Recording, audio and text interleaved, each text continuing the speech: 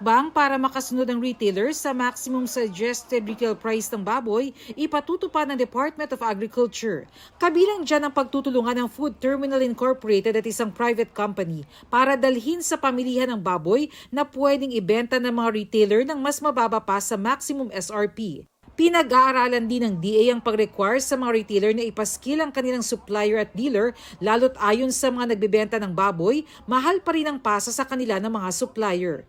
Sa tala ng DA, 39% lang ng retailers ang nakakasunod sa umiiral na MSRP, mahigit 3 linggo mula nang ipatupad ito. Barangay Captain sa Santa Maria, Pangasinan, patay sa pamamaril. Minamaneho ni Rolando Albino ang tricycle nang tawagin siya ng isang lalaki sa gilid ng kalsada.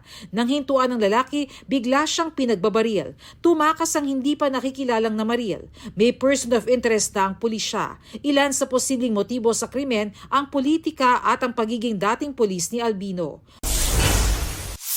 Mag-ina patay sa sunog sa Rosales, Pangasinan. Ayon sa BFP, nakalabas na ng nasusunog nilang bahay ang ina pero binalikan niya ang anak. Sugatan naman ng isang lalaki na tinangkang iligtas ang mag-ina. Sa Lawag, Ilocos Norte naman, nasunog ang theater ng isang paaralan.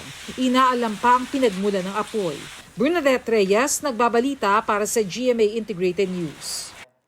Huwag magpahuli sa mga balitang dapat niyong malaman. Mag-subscribe na sa GMA Integrated News sa YouTube.